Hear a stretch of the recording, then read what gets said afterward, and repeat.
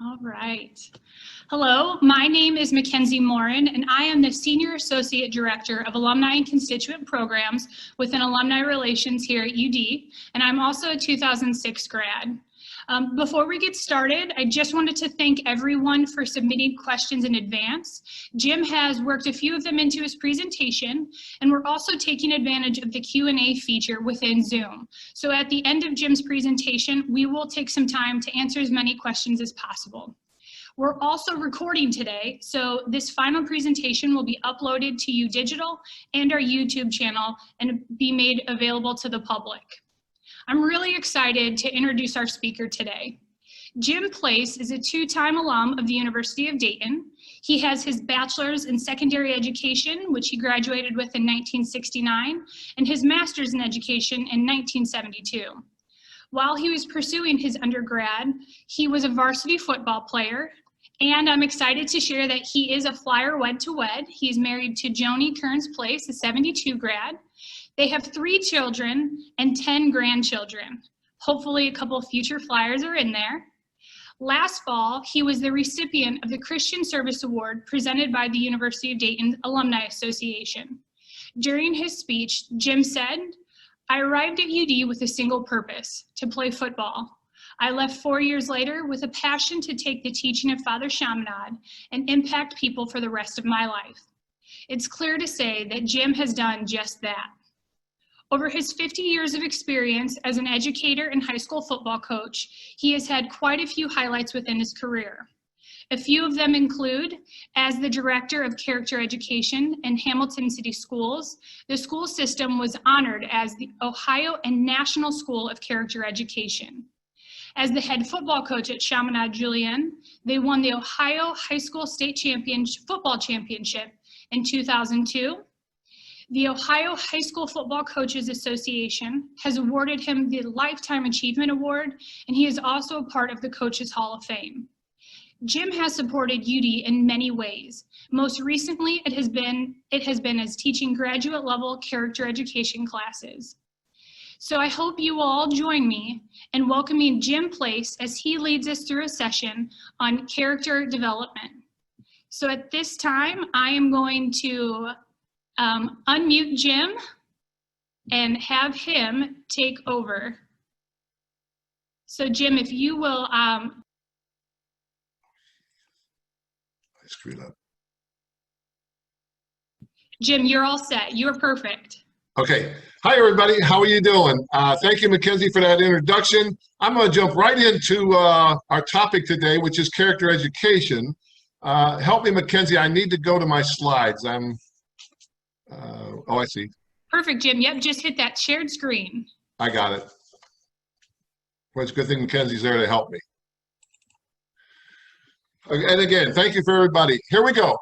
You know, I'm going to jump right into the topic. I'm going to begin with my definition of character education. There's a whole lot of different definitions out there, but here's my definition. My definition is helping students develop their beliefs about what is right and wrong in the hope that it will lead to happy, successful lives. You know, I put 3 different words there, or phrases there in red. First of all, the word there. You know, my beliefs aren't important. What is important is that I challenge students, or that as a character educator, we challenge students to develop their beliefs, for them to evaluate what's right and wrong, for them to reflect upon what is a happy and successful life. You know, as I go through my presentation, I'm going to touch on all 3 of those concepts, and I'll especially talk about the idea of ownership.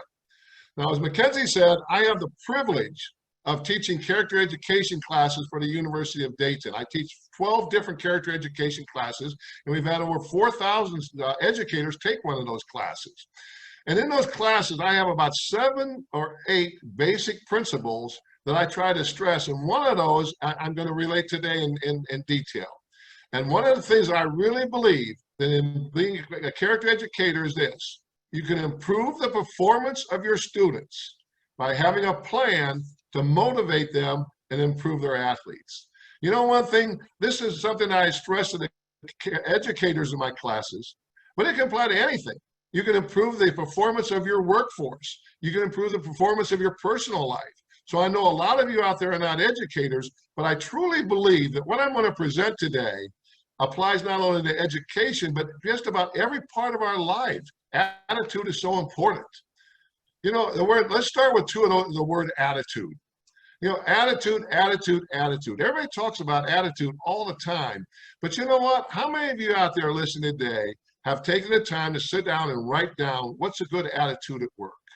How many of you have taken that time to sit down and write down what's a good attitude in my personal life? You know, everyone talks about attitude, but it's one of the most important things that we don't spend enough time on. We don't reflect upon it. As educators, what I tell the students in my class, who are all educators, I say, you know, you can't assume that because the students in your class that they have a good attitude. They're in your class because their name was on a list. Now their attitude is up to you, just as simple as that. Now, let's talk more about attitude. Something about attitude is you have more control over attitude than anything else in your life. You know, you only have so much control over your physical qualities, you know, your height, your weight, your God-given intelligence. You have control over those, but it's always somewhat limited, all right, because there's an upper level and a lower level that you can achieve. Your attitude, though, is different. You have more control over your attitude than anything else in your life, just as simple as that. You know, when I'm working with young people, what I tell them is this: your attitude is the key to being the best version of you that you can be. And you have control over that. One of the things that I challenge my students to do, my personal students, not my education students, the educators, is I challenge them to do something called the mirror test. And what the mirror test is this, is that every morning, get up, look in the mirror, and say this: I have control over my attitude. And today, I'm going to have the best attitude that I can possibly have. Now, I'm going to do everything with that students with me to help them develop that good attitude. Their challenge is to carry it into other parts of their lives. You know, the one thing that I also talk to the educators about is this: have you told your students what a good attitude is? You know, so many times there's a disconnect between teachers and students because you assume that they think what you think is right and wrong is what they think is right and wrong. And that is something that really isn't true. You can't assume that the students know what a good attitude is.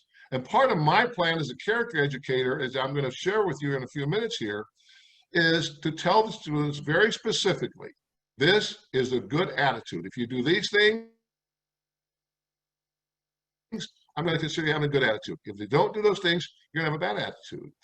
You know, we're talking about a classroom, and there's a statistic that really that struck with me, and it was this: a master teacher can cover 1.5 years of material in a year. That makes sense. If you're good at it, you're going to get the job done at a higher level.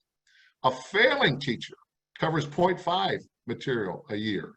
So you think about that. Those of you that have children or think about your education, the quality of your teacher has such a huge impact. It can mean one entire year of education, the difference between having a master teacher and having a failing teacher. Now, why do I talk about master teachers? What makes a master teacher? Well, Jim Place thinks it's a very, very simple thing. Sometimes it is the knowledge of the topic. I mean, every once in a while you have a teacher or an educator who has just a tremendous knowledge of the topic that they are overwhelming you with that, but that's not really the case. If you think back to each one of you watching this video today, who are the teachers you really connected to, the ones that you really liked, the ones that you really learned from? They're the ones that got you to buy into what they were selling. They were the ones that won your attitude. They're the ones that gave you respect and you respected them. You were motivated. They had a passion for the subject and they showed you that passion and you bought into it.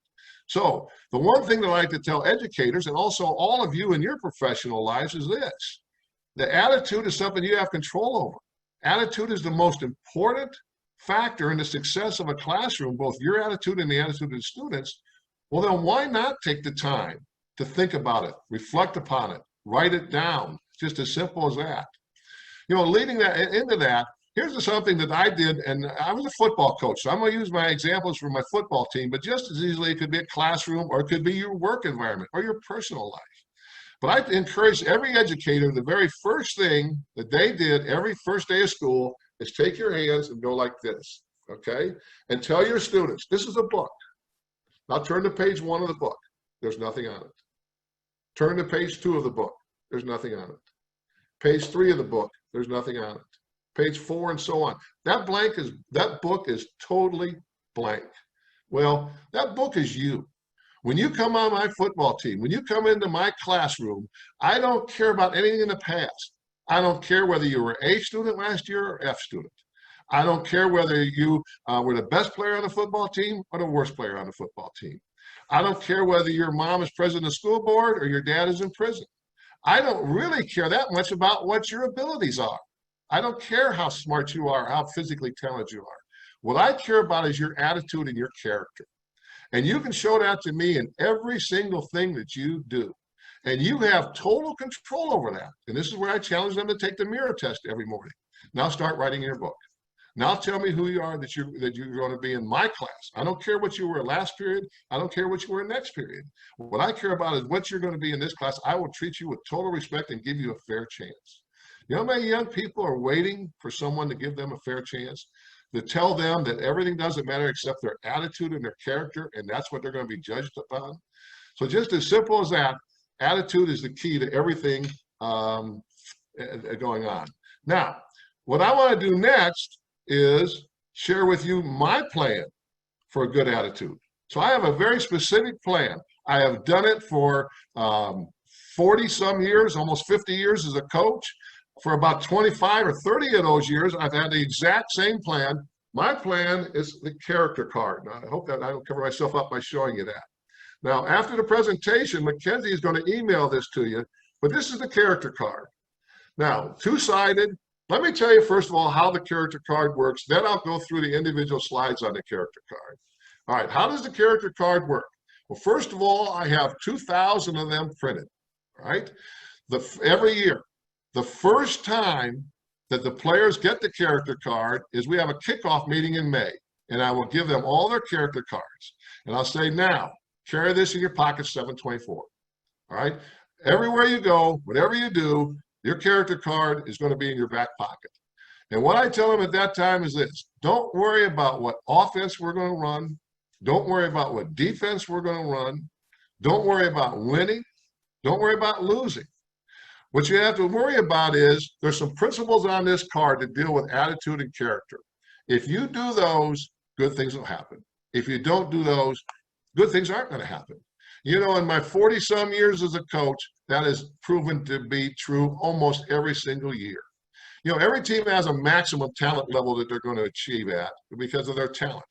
But you know what? If they bought into the card, they achieved at their very highest level. If they didn't buy into the characteristics on the card, they didn't achieve. And it's just as plain and simple as that. You're going along with that. What I tell them is this: don't ever tell somebody you're on a football team. Don't ever tell anybody you are a football player. Tell people I'm part of a program. And my program I carry around in my pocket because it's something that is very important to me. It's a part of my life. It's part of who I am. And I hope it's something they're going to be part of their lives their entire time. This is my, and I'm going to go through it with you in a minute here.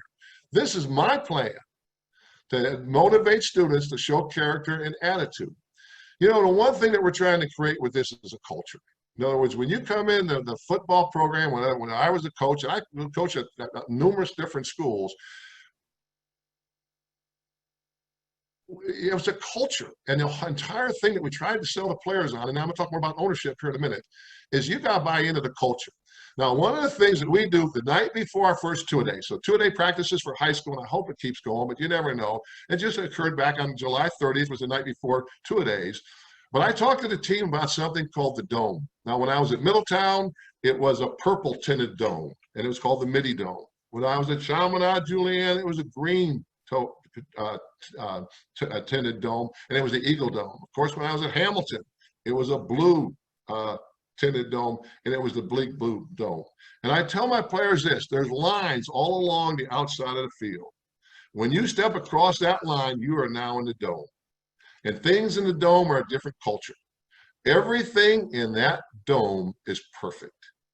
If we tell you to put your toes on the line, you don't put them 6 inches behind the line. You don't put them 6 inches in front of the line. You put your toes on the line exactly the same every single time. It's the only thing that will be accepted. Doing things the right way is the only thing that will be accepted in the dome. The next thing about the dome is if you want to get something, you work hard for it. We demand everyone work hard. You will work hard in the dome. We will push you to be the best version of you that you can possibly be. Just as simple as that. The next thing about the dome, there is no bigotry. There is no racial prejudice in the dome. Everyone in that dome, when you walk in there, you know that every one of you are equal, that you were all created by the same being and that you are equal. And what I tell them is this: if you don't like black guys, I'll find a black guy to knock you down. You don't like white guys, I'll find a white guy to knock you down. You don't like brown guys, I'll find a brown guy to knock you down. Racial prejudice and bigotry will not exist in the dome. It's not possible. As simple as that. You will never walk in the dome. Everything you do will be at your highest speed, and you'll be the best that you can be. And one of the other things is you will accept each other in the dome. You'll show respect. The key to getting respect is to give respect. The next thing is you'll have compassion in the dome.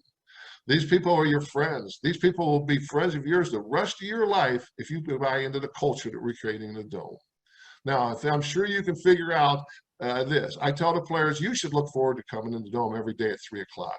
You can't wait to, because outside the dome, there is prejudice. There is bigotry. There is people getting things that they don't deserve. There is people not working hard. There is people not giving their best. That's outside the dome. Now, what we tell them is because you're accepting the culture, because you're carrying that character card in your pocket, you're buying into the culture of the dome. Now, when you graduate, the choice is yours. Are you going to live by the culture that we've established in the dome, or are you going to go by the culture that's outside the dome? Character education, it's all about developing that attitude about your beliefs about what is right and what is wrong. All right, let's look at the panels on the dome. Okay, the first panel, the first side, here we go. This one was from the 2017 Ponitz Panthers. That is a Dayton public school that I am so proud that I was the head coach of. And one thing that happened there that was great is 6 other UD alumni joined me in coaching, veteran, great coaches, and they all coached for free. And they came in and we were able to give the salary to some young coaches that we hopefully tried to mentor. But we were coaches at Dayton Ponitz. It was a great place to coach, Dayton Public Schools. First panel is just an introductory panel. Remember, the first time that we gave the cards to the players was in May. Here's our summer schedule. All right. Now, the next thing is during the season. So now we get to the 10-game season. Every Monday during the season, the players will get a new card. They will fill out goals. Now, I'm not going to go through and talk about the goal panel. I could probably do an almost entire webinar on just this one panel, the goals and how we do that and how they have to be specific, and we check them and we talk about them. But I'm a huge, huge believer in goals, just as simple as that. That is the 4th panel, and that's why they get a new card every week. So on Monday, they come out, they pick up a card. On Tuesday, we always had study table. So during study table, I would check every single player's card, and I can go into more detail about what I was checking, how that caused an interaction between the players and myself and the other coaches, but that's that goal panel. Now, some other panels on the other side. So again, once again, they get a new card every Monday. So on the other side was our varsity schedule. That's right there. I don't know how much you can see of this, but Mackenzie's going to send it all to you. Then the next panel, and again, I'm not going to spend a great amount of time on this panel. No Excuse University, all right? And of course, quite obviously, before this was a Withrow Tiger. Before that, that was a Hamilton Big Blue. The card has never changed, except the dates, etc. I don't change anything on the card. I love for my players to all have a connection to each other, no matter where I coach. And sometimes they ask, does the old man still use the card? And is it exactly the same way? That No Excuse panel's been on there forever. And what we talk about there, just very simply, is this. There's going to be a time when you're going to seek employment. Your employer really doesn't care about your excuses. He really doesn't care about how many obstacles you had to overcome. All your employer cares about are consequences. So what we tell our players, and we spend a lot of time on this, so many of the players that I've coached have had huge obstacles to overcome. Well, just as simple as that. I understand that. I have sympathy, but let's focus on obstacles and consequences and results. As simple as that. The thing we tell them about excuses is this: your friends don't need them and your enemies don't believe them, so why give them? But we spend a lot of time on that particular panel. But what I'm going to go into detail on are the next 2 panels. And you can't see that, I don't think. But one of the panels is this: 10 keys to good attitude. The other one is why you are a football player. Okay, let's go to that panel that says 10 keys to a good attitude. Okay, now let me bring that up again. Wait, Anita, help me, or Mackenzie, help me. How do I get back to the panel again? Yes. Oh, I got it. Thank you. Okay. Perfect. Okay. All right. Bear with me, everybody. We'll get there. Okay. So then they are. So this was, I put that up when I was at Withrow High School. Who were the Withrow Tigers? I loved it down there. Cincinnati Public School. I loved being the Tigers, but of course it was a Panther. So these are the 10 things that are on that card that I just showed you. This is my plan to tell them this is a good attitude. Now, when do we present these? We take the entire team off campus. We have one day during the summer where we don't practice. No practice today. We go off campus. We go to a university or something like that, or to a park somewhere nice, and we spend an entire day just going over those 10 things. Now, what are those 10 things? Those 10 things are the keys to a good attitude. As simple as that. Those 10 keys are the key to a good attitude. Okay, now what it is I will spend about 15 minutes on each one of those, giving them a talk about, will you work to achieve your goals? Do you have your academics in their proper perspective? Are you living a drug-free lifestyle? Do you care about your teammates? Can you accept criticism? Are you a humble person? Where do you turn when you have when you do not have answers? And when I taught at a Catholic school, Chaminade Julian High School, that said, what is the role of God in your life? Do you respect your coaches, teachers, and parents? Are you brave enough to be masculine? Now, let me define that word masculine. And remember, the audience that I'm talking to in this particular situation is a group of 17, 16, 15-year-old young men. When we talk about masculine, we talk about fatherhood. And we spend a great amount of time talking about fatherhood. We go with this saying, never let there be a hole in the heart of a young person where their father belongs. And do you have the proper attitude towards winning? I'll present a couple of those. They'll break out, they'll discuss them, they'll grade themselves 1 through 10. They are on that particular attitude, and they'll ask themselves, how can I improve on that? They'll come back and they'll set goals as to how they can improve that. They say, are these the keys that I want for my own attitude? Just as simple as that. Okay, now what I'm going to do is I'm going to take number 1 there and just spend a little bit of time and tell you a story that I would tell my team. For every one of those, I take a story and I try to relate it to a current player, okay? So I try to relate it to someone, and I will say, well, listen, a young man who was sitting just where you were sitting experienced these same things. So for that one, number 1, will you work to achieve your goals? I tell him the story of a young man named Barrett Robinson. I had the honor of coaching Barrett Robinson when he was a freshman at Chaminade Julian High School, okay? Now, when Barrett was a freshman, the very first thing we do with a meeting with all of our freshmen is we tell them, look, here's your character card. It's the key to everything you're going to do. And I've given that same talk to every freshman class that I've ever had. But I go on and I tell them, listen, let me tell you what character is. And I tell them this, hold out your right hand. And I'd like every one of you sitting out there to do this right now. Hold your right hand out and repeat after me. This is the right thing. Now hold out your left hand and repeat after me. This is the wrong thing. Again, this is the right thing. This is the wrong thing. This is the right thing. This is the wrong thing. Pretty simple formula. Now, from there, I tell them this. No one is always perfect. No one always lives their life in the right hand and does everything right. No one is all terrible. I've coached some players that have done some terrible things, and people call them terrible human beings. You know, one thing about the people over here, I can find one good thing in everybody. And if I can find something good, I can build upon them. Well, let's go back to the right hand and the left hand. Since nobody's all perfect and nobody's all terrible, it all means we live in the middle. Now, what I stress to my players is this. The key to being a happy, successful, popular person and leading a life of that nature is to live your life as close as possible to the right hand. The more you do the right things in life, the better things are going to happen for you, the happier you're going to be, the more successful, the more popular. The more you go to the left hand, the opposite is going to happen. On the short term, a lot of times going that way to the left might seem like more fun, might seem like the right thing to do. But if you're looking at long term, living in the right hand is going to make you a happy, successful person, just as simple as that. Now, you have to define what happy, successful person is. Well, the reason I tell you that is when I told that story, Barrett Robinson came up to me and said, Coach Place, I have a goal in my life. And my goal is something that I'm going to work very hard, both athletically and academically, to achieve. And I'm going to live in perfect. I said, well, Barrett, let's agree that you'll live as close as possible to the right hand. So he said, I will do that. So athletically, what did he do? He was about an average 140-pound freshman, good athlete, not the best on the team, and not a star by any standards. A very good player, though. Didn't play varsity as a freshman or anything like that. So what he did athletically was he played sports year-round. He played football, and then to make himself a better football player, he ran indoor track all winter, and then he ran outdoor track all spring.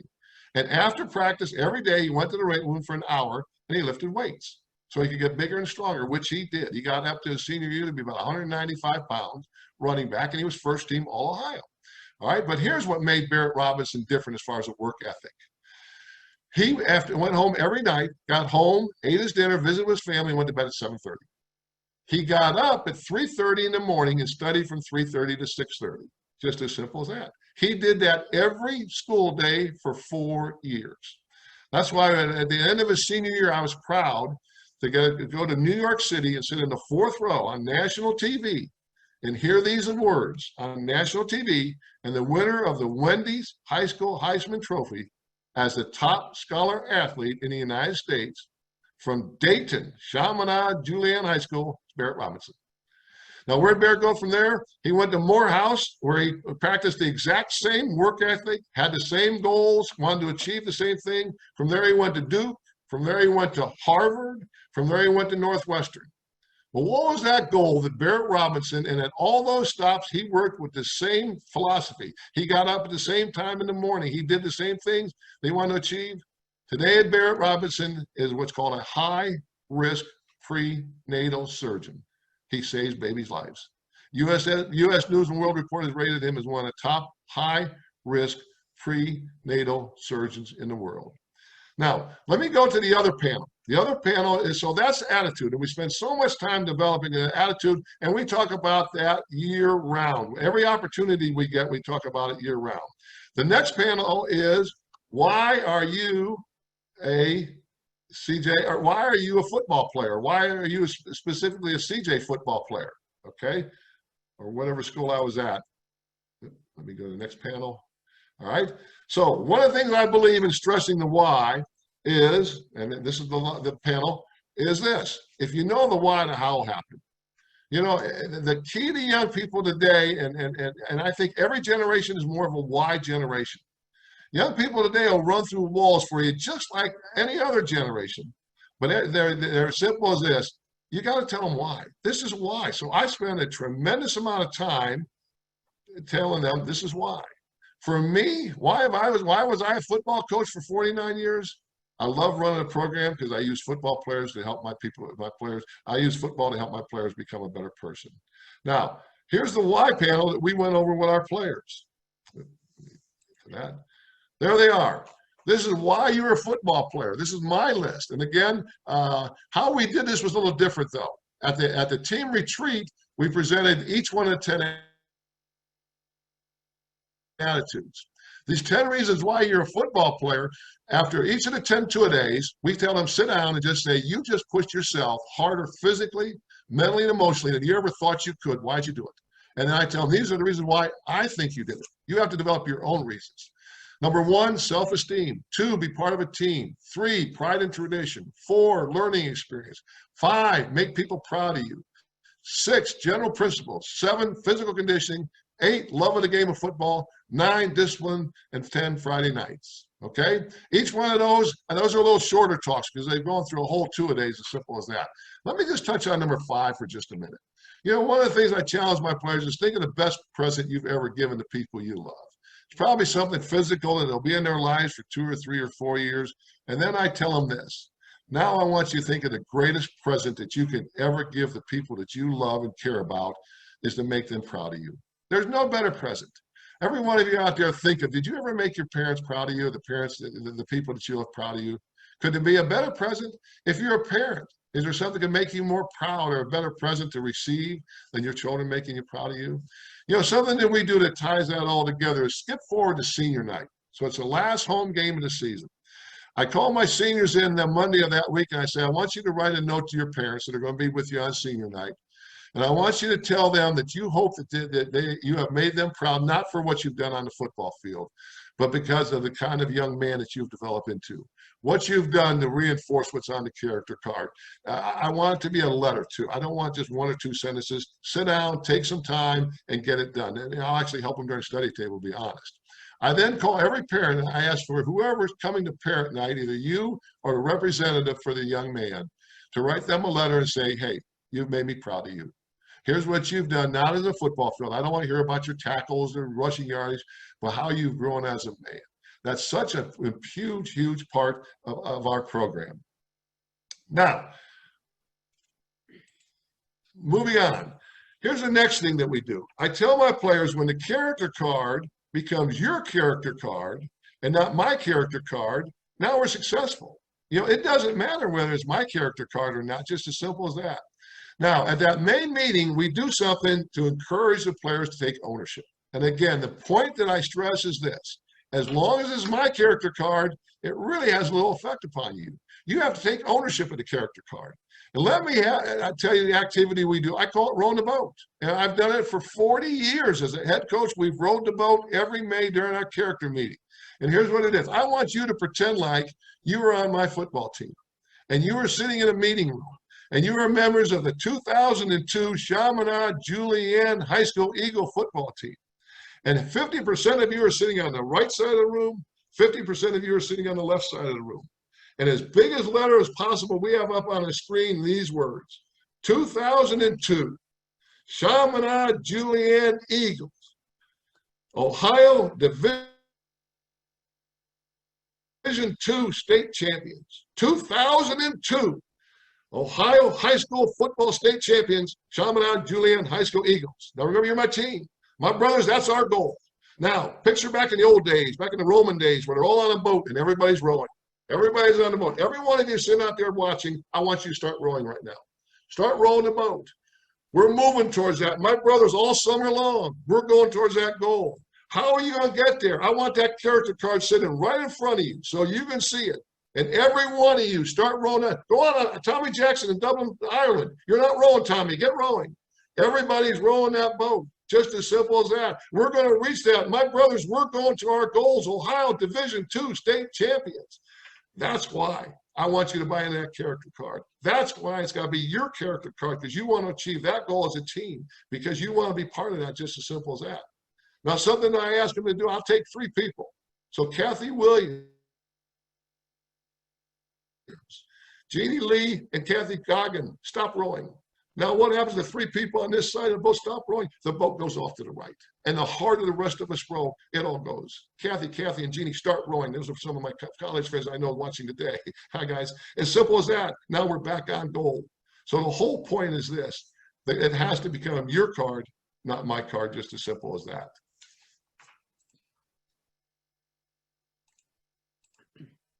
Okay, bear with me. We're going to get here. Okay.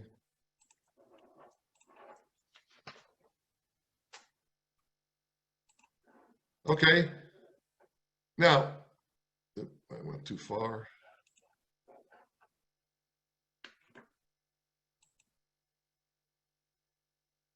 Okay, you know, one thing that I want to talk about is you got to bring a passion. I'm going to come back to these are my closing comments, and then we're going to go to the question and answers. But one of the things I want to relate to you is, I think that you've got to buy into the whole thing about attitude and character with your whole heart and your whole soul, just as simple as that. It's something I really believe. I'm having, I'll tell you what, I apologize for my technical difficulties. Just as simple as this, I should be doing better. I'm going to go back to full screen here. Joni's telling me what to do. Jim, you're doing great. Are you hoping to share your screen? No, I want to go back to me. You're just on you now. It's just you. Oh, okay. Well, you know, I think you have to have a whole passion. I want to tell you about a story. So I had the privilege of being the head football coach at Hamilton High School. And the players there bought in my first year. They were sick of losing. They bought into the character card as much as any team that I've ever coached. And one of our players went down to the Rotary, and every big shot in Hamilton was in the Hamilton Rotary, and a player named Aaron Bailey stood up and said, we're a different team because we all believe in the character card. The Coach gave us, and it's our card now. Well, the next day, my superintendent, Mrs. Baker, called me in and said, Jim, I want you to become a new job. The job you were doing, you're not going to do anymore. You are now the director of character education for all 9,600 students of the Hamilton City Schools. And I said, oh, no, Mrs. Baker, I can't do that. And Mrs. Baker, being a wise person she was, had more confidence in me than I did. And she also said, Jim, you missed the first 3 words. They were not, will you do this? The first 3 words were, you are now doing this. Well, I bought in with my mind, and I said, okay, that's great. I will do that, and I understand that. But I wasn't really in with my heart. I didn't think I could do it. I didn't have the passion for doing it through the whole school system like I did with my team. So something happened then. I went to training called Challenge Day, and I went to Toledo, Ohio, and something happened to me there that I wish would have happened to me much, much earlier in my career. And what happened was this. It was a 4-day training.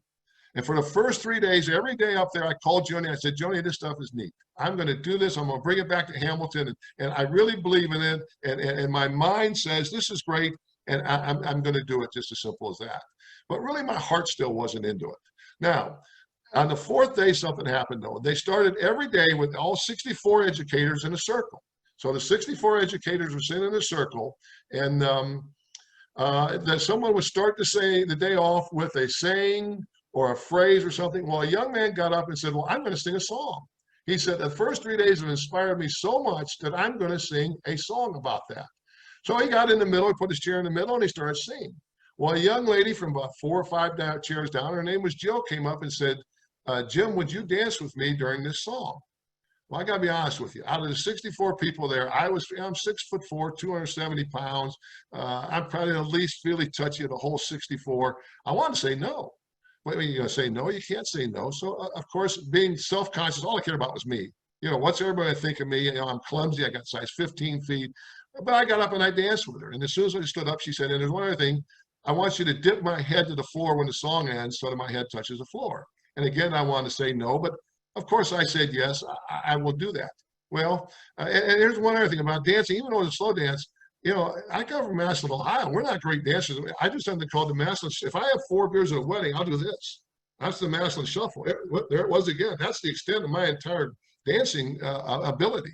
So I'm self-conscious and up there and thinking, oh my gosh. Well, right away, she melts in my arms. And she's in my arms and she's crying and sobbing. I go, oh, something here is not good. This is not good at all. So whatever. And the guy just keeps singing, and I'm self-conscious. Well, the song ends, and the gentleman explains about his song, and then finally they said, Jill, well, would you explain why you asked Jim to dance? And she said something that's affected me to this day. She said, well, I grew up in a home where my father abused me. He abused me verbally, he abused me physically, and he abused me sexually on a regular basis. She said, I've had a horrible life. She said, divorces, failures, and everything I've ever done. She said, because of the first 3 days, though, I've decided to face my life. She said, you know, there's one thing, though, that carried me through all those times, and that is I always would close my eyes and dream that I had this perfect father, and he was the most wonderful man in the world, and on my wedding night, he would dance with me on my wedding song and dip my head to the floor and be the most wonderful moment. She said, I just had my wedding night. You know, I felt, number one, I felt this big, that I played such a small part in what is going through this young lady. But as soon as I said, thanks, Jill, I walked outside, I called Joni, I said, Joni, I'm all in now. If this character stuff can do that kind of effect on people, I'm not just in with my mind, I'm all in with my heart. And so just as simple as that, I really believe that that's something that we have to do. Now, Mackenzie, am I back on the screen again? Yes, Jim, you and I are both on the screen right now. Okay. Hey, here's what I want to close with, then we'll go. How do you do it? You win little battles. You know, character education is every day you have an opportunity to say hello to a student, do this, do that, same thing in your personal lives.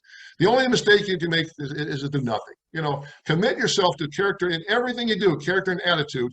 And then I want to close by saying this. There are no great acts, just small acts done with great love, Mother Teresa. I challenge all of you to be character educators or whatever field you're in to be a character person. Thank you, and I look forward to questions and answers. Jim, thank you so much for sharing your years of knowledge with us. I know that I've learned a lot, and you also got me pretty hyped up. I feel like I could go out there and continue to make an impact in the world, so thank you.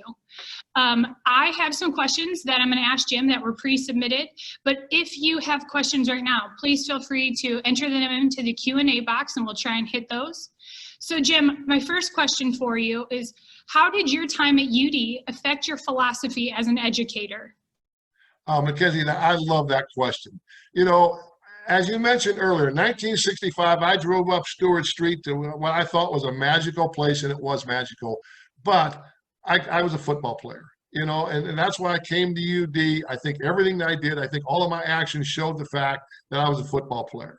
But something happened over the next 4 years and then the next 3 years that I got my master's that changed tremendously and changed my outlook on everything in life.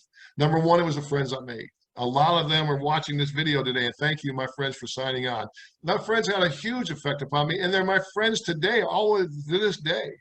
The second thing is this, is the people that were my mentors. I had a mentor named Dr. Gene Mullen, who was phenomenal, who shared with me his beliefs. But you know, there were some other mentors. If you were a football player in those days, you had to live in Founders Hall for the last 3 years. Stewart, your first year, and then the last 3. And I don't know how many of you out there are old enough to remember the brothers that sat on the benches outside of Alumni Hall. Well, you know what? I sat on those benches with them a lot of times, and as soon as they found out I was an education major, here they went on the teachings of Father Chaminade. And that is something I totally embrace. You know the character card that I showed you? Where did those lessons come from? Those are nothing but the lessons of Father Chaminade applied to a different system. And then there was a third thing that happened to me at UD. I got to meet Joni Kearns, who's now Joni Kearns Place. And my good friend Noreen Rhodey, watching in Wilmington, North Carolina, will testify. That was the greatest thing that ever happened to me in my life. And it's turned me into a person that came to college just as a football player and left with a person with a passion to help young people. I cannot even begin to say the effect that UD and the teachings of Father Chaminade had on me. And thanks for whoever asked that question. Yes, thank you. Jim, now some of these questions, they're pretty big. So Okay. This next one is, how do you reach kids? How do you reach at-risk kids? That is, whoever asked that, I love you asking that question. You know, I'm going to start out by this. Everyone take your hands and hold them like this. And what I want you to do is imagine that you're holding a baby. You have a 2-day-old baby in your hands. Every one of you right now should be going, oh, you know, and no one's holding an ugly baby. I think that if you're going to be an educator, you have to believe that every person is born good. Something happens to that young man or that young lady during the course of their lives that causes them to have bad habits and therefore bad actions, just as simple as that. Well, if you believe someone can be born taught to be bad, then you have to believe that they can be taught to be good. Win little battles. Take every opportunity you can to be a factor in that person's life, especially those people that have issues. You know, the one thing I found during my work as a character in education, especially at Hamilton, is we had the most success, and the students that brought into it the most were the students that have problems. You know, there's a reason they have problems. You know, a couple of phrases that I used to love to use with the students was this. I tried to get away from ever asking what happened, to asking students that. What I like to asking students are 2 very magical words, what's up? You know, I know what's happened. You know, you did this, or you did that, you're going to get punished for it. There has to be actions and consequences. But now tell me why did you act that way? All of a sudden, it's a whole different relationship to that. You know, another thing, wording, just a very simple technique that you can use is this. Instead of saying, why didn't you do this? Ask this question. What kept you from turning in your homework? What keeps you from being popular in the class? Why, you know, what's keeping you from having other people in the class like and respect you? As simple as that. Now, one other aspect is answering that question, Mackenzie, is that every year as a football coach in May, I had to fill out an information sheet. And the last question on that last information sheet was, where do you want to be in your life at 20 years from now? And I don't care. I've taught everywhere you can imagine. I taught in rural districts. I taught in suburban districts. I've taught in what are called inner city districts. I taught in a parochial school. Every one of my players, almost without exception, answered that question with the same thing. I want to be happy. I want to be living in a nice neighborhood. I want to have nice friends. The majority of them said, I want to have a nice family. They all have the same goals. What you have to understand is some young people have huge obstacles to getting there. They all want the same thing. So, you know, once again, when there was a young man and he was possibly in a discipline situation, either on the football team or in the classroom or in his personal life, I would call him in and I'd take that sheet out. And I said, is this still your goal? Is this where you want to get in life? And I would say, are you acting in a way that's going to get you there? And just as simple as that, you tell me yes or no whether you want to get there, and as simple as that. So I think that to answer your question in one simple thought, Mackenzie, the young men and young ladies that you are called, quote, bad kids, I would refer to them as students with issues. They're the ones that buy into character education the most. They're the ones that really we got into this profession to help the most. Thank you, Mackenzie. This next question it's a two-parter. So Okay. Can you give examples of character activities for different grade levels? And then is it too late to do character development at the college level? Great. Let's start out with some character activities. So as I said, I went to that training up in Toledo, and then I came back and we do something called Character Day. And we do it different for each grade level. So at the high school, we would take them out of school, take them out of campus, and there are now 20 different schools in the Dayton area who do Character Day. So that I think they got started from where we got it going in Hamilton, and we share everything. We share our script and everything. So what happens during that day? All kind of activities where we challenge the students to reflect upon things. You know, one of the activities is we line them up all on one side of the gym, and we say, we're going to read a question. If this question applies to you, please cross over the line. So the questions are this: if you ever come to school and felt like you want to talk to somebody, but there's nobody to talk to, as simple as that. If you ever come to school and you worry about being bullied, have you ever come to school and I don't know,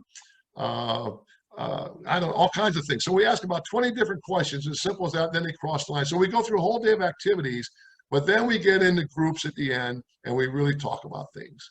And the last question that we ask them is to tell everyone in your group this: if you really knew me, you would know that. So I think that's a great activity. When we started the program in Hamilton, we started with just a character day, and it spread to 120 different character activities throughout our school buildings. Now, we adjusted by grade level. So in the middle school, we did a 3-hour character day, each the first semester and then the other the second semester.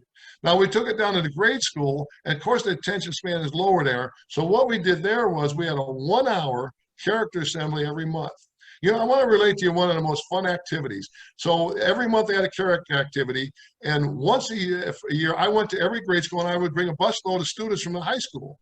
And we would put on the character presentation, and the student grade school love the high school kids. Well, one of my favorite activities was this. I would start out by a statement and say, did you know that it takes 10 positive statements to offset one negative statement? So every time you say something negative to somebody, it takes 10 positive statements for that person to recover. And I'm going to give you an example. And the best I ever had at doing that, I had a football player at Hamilton named Adam Pankey. We call him the Pac-Man. He ended up playing for West Virginia University. He's now with the Green Bay Packers. 6'6", 320 pounds. His fro makes him look like he's 7'2", and he's the most gentle giant you've ever seen in your life. So what we would do with the Pac-Man is this. I'd say, Pac-Man, you stink as a football player. And this mammoth man would lay on the ground, even though he's only 17 at the time, and cry and pound the floor. And I say, okay, now everybody come up and say something nice to Pac-Man. So they come up and say, Pac-Man, you got a cool fro. Pac-Man, you're a good football player. Pac-Man, your shoes are cool. Whatever. And then each time they said something, he stood up a little bit higher. So when the number 10 comes, he would scream, I'm Pac-Man. And I have high character, and thank you. So my point is, make it adaptable. There are so many things you can do, but every classroom teacher, put it within your content. You know, one thing I like to stress is this: character education isn't on the plate. Character education is the plate, just as simple as that. You can incorporate character into every single activity. The other thing that I challenge educators is this: 40, 40, 40. Are you educating a young person for 40 minutes? Are you educating a young person for 40 hours? Are you educating a young person for 40 years? Think of the effect that you can have on that person. Now, to go back, is there any such thing as too young? No, that's not possible. I'm not a child psychologist, but I think if you were to say, Jim Place, change American education, the biggest change we can make is improve our preschool activity for students, especially those coming from challenging backgrounds. It can't start too early. So thank you for that question. Jim, I actually did the Cross the Line activity 2 years ago in a character development class here at UD. So I don't think you can ever be too old or too young to work on your character development. Thank you. It's great, and it's at every level.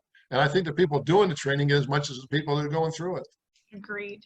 So I think this is a really relevant question for what our world is going through right now. Do you have any suggestions on how to reach out to students during these times of isolation? Absolutely. You know what? First of all, I won't criticize anybody that's making decisions in the field of education right now. There aren't any good answers. I mean, every answer that you choose is affecting people in a very strong manner and sometimes in opposite directions. But you know, the main thing is it's going to be limited. I mean, even though they're going back full time, it's not full time. I mean, they're going to be cut down hours and everything. There has to be an emphasis in the homes. You know, the whole thing about character education is the whole purpose is to supplement what happens in the homes, not what replaces it. Now, sometimes there's not a lot going on in the homes today, unfortunately, and so the schools have to play a bigger role. But I think the whole key to what's going on in the viral situation, the virtual situation today, is that the home has to accept more of the responsibility. They have to consciously sit down and say, there are a whole lot of things happening in school that aren't happening anymore in the area not only of academic content, but in the area of character and attitude. And we have to step in and do that. I think that there have to be programs. I think there have to be find ways to help people in those homes saying, hey, I accept that challenge, but how do I do it? The family has to step up more. Thanks, Mackenzie. So you kind of led in nicely to a question that was submitted through the Q&A. So this one is, what do you do with people, or how do you help people who's, wait, let me reword this. What do you do about the environment for people whose attitude is poor because they have no real support around them? You know, that's a tremendous challenge. And here's the main thing is this, you know, life is not fair. You know, the old thing, life is fair, that's not going to get you very far. The one thing that I like to tell young people is this: picture a race. And there is the person to your right, there's not one hurdle on 100 yards at all. They're just going to zip down. They've been born with a silver spoon in their mouths. For you, though, there's 7 hurdles. You have to jump over 7 hurdles to get to the same place that other person is going to go. You have to realize the challenges. Now, what you have to do is try and figure out ways to get rid of those hurdles. As simple as that. Whatever it is, you know, it's different for every young person, and it's not fair. But life isn't fair. You know, it just works that way. So the challenge to those people is get rid of those hurdles. Now, as an educator, my job is 2 things. Number 1, try to get them to the starting line. Try to make sure that every person gets up that starting line. Number 2, take as many of those hurdles out of there as possible. I'll give you an example of opponents. When we took over opponents, myself and those other UD grads, they had won 6 games in 8 years, and there were 17 players on the team. And I said, it was a big school, and they're great kids here. I love the kids, the opponents, Panthers. But one thing I found out was this: everybody, Centerville, Beaver Creek, Kettering, they all bust their students. At that time, Dayton Public Schools didn't bust their students. They all had to get there. They pay $60 a month to get a bus pass. Well, that's not fair. You know, those who had the greatest need had the least resources. So I was fortunate that I was able to contact a person here in town that had the ability, that bought my players a 6-month bus pass. So for 6 months, June, July, August, September, October, and November, they rode the bus for free on this bus pass that this donor gave to them. We went from 17 players to 80 players, and there were other factors, but that was one obstacle. That was a hurdle I was able to take off. So that's my answer to that one, Mackenzie. Great.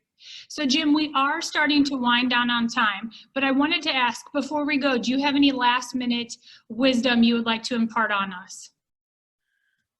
No, just plain and simple. I want to thank Mackenzie. I want to thank Anita Brothers. I want to thank everyone in the Alumni Association. You know, to do this is a tremendous honor, just as plain and simple as that. I've enjoyed it. I want to thank every one of you for logging on today. Now, if you want to contact me, Mackenzie will send you my email. I have a website, jimplayservices.com. I'll be glad, and I'll try to make every attempt to get back to you with any question you have. I hope that if there's one thing that has come across today is this: attitude and character are so important, and it's something we talk a lot. Make it a part of your life. Make a commitment to it. Thank you, Mackenzie. Thank you, Jim. And as Jim said, I have a copy of his PowerPoint and the character development card, and I will share those with you following our session. And in that is Jim's contact information. So thank you, Jim, very much for this session. It has definitely been educational, and a great opportunity to work with you. I want to let everyone know that the Alumni Association is hosting another webinar later this month on Wednesday, August 26th at 6:30 p.m. We are doing a session with Dayton Mayor Nan Whaley. Mayor Whaley will be discussing leading our city of Dayton through difficult times, and we will have a 2020 grad who is the narrator of Dayton Darkest Hour. He will be the moderator for that session, so it's sure to be a great one. So thank you all for logging in, and go Flyers.